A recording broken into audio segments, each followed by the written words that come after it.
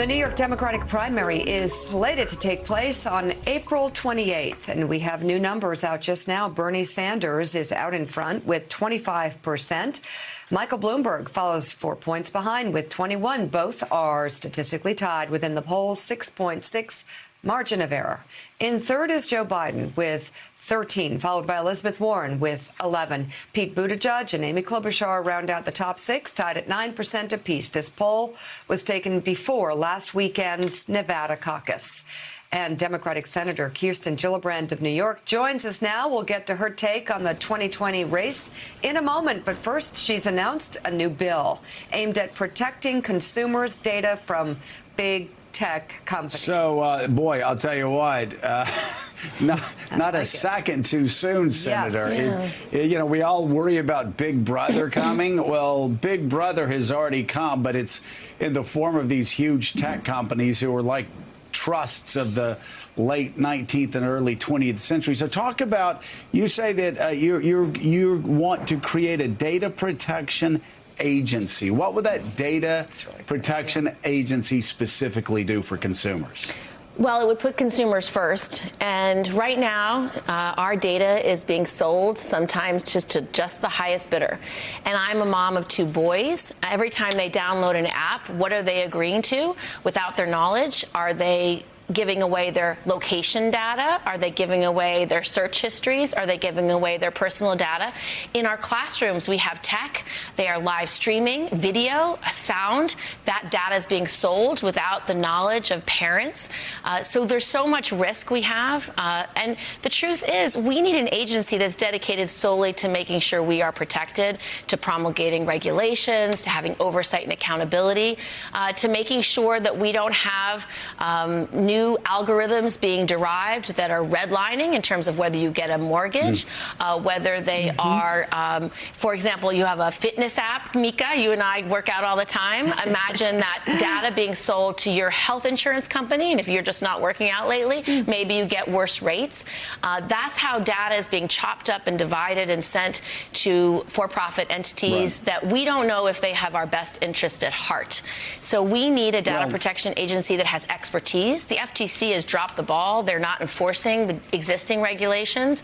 They're not holding Equifax accountable. They're not holding Google and Facebook accountable. And so the truth is we need experts who are going to be able to protect our data first. Right. So, Senator, first of all, let me answer your question for you. Do we know if they have our best interests first? No, they don't. They have their best interests first. They have their bottom line first. And then you asked a couple of questions up top about your boys.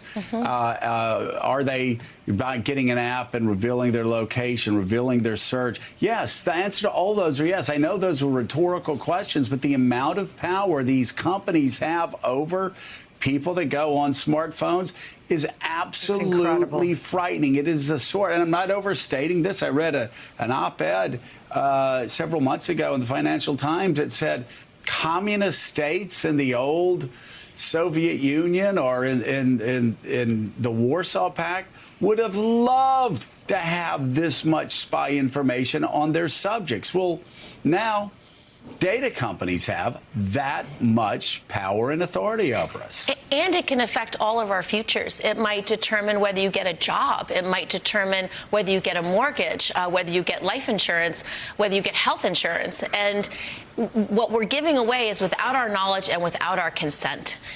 We read all about the scraping of all the data availability for our faces to be able to find us, to be able to identify us. Imagine that getting into the wrong hands. It creates enormous security risks for each and every one of us, and people are making great deals of money off our data that we have never given them permission to use. So why, there's an old saying, if you're not paying for a product, you are the product. Well, we are the product. So let me ask, why hasn't Congress, why hasn't the White House, why haven't our leaders in Washington, D.C. stood up to these data and tech companies who are doing great things, who have created a new world for not only American consumers, but consumers across the world?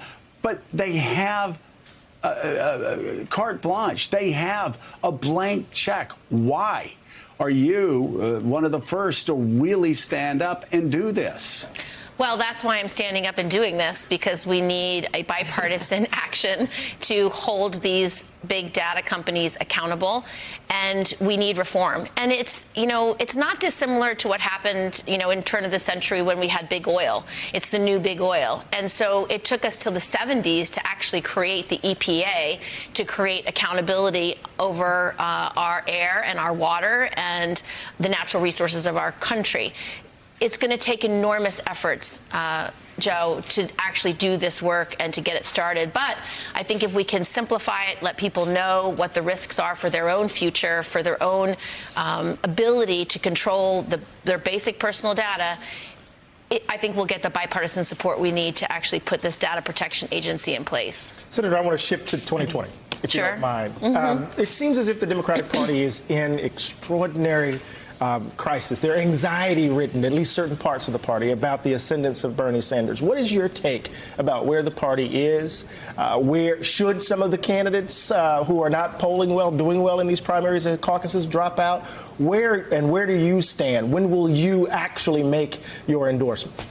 I think it's important for our party to listen to the voters. Voters are looking for the candidates that are talking about the things that they care about. Health care. How can I get better access to higher quality health care that I can afford? Education. Our public schools are crumbling. My college-age kid can't afford college. How do we get better job training? And jobs. How do we allow more people to build their way into the middle class and provide for their kids? That's all this election's about. So when you see different candidates rising, such as Bernie Sanders, it's probably because he's talking the most about healthcare, education, jobs, offering solutions that they find appealing, that speak to them and their families and their needs. And that's what elections are all about. Thank you. All right, Senator Kirsten Gillibrand, thank you so much for coming back on the show. It's great to see you. Great to have you Thank here, you. and good luck with the legislation. Boy, it's needed. All right, still ahead, much more on the race for president ahead of tomorrow's debate in South Carolina and Saturday's primary. We're also watching the financial markets. Stocks across the globe are tanking as cases of the coronavirus surge outside of China. At one point, Dow futures were down over 800 points. Morning Joe is back in 2 minutes. Thanks for checking out MSNBC on YouTube, and make sure you subscribe to stay up to date on the day's biggest stories. And you can click on any of the videos around us to watch more from Morning Joe and MSNBC. Thanks so much for watching.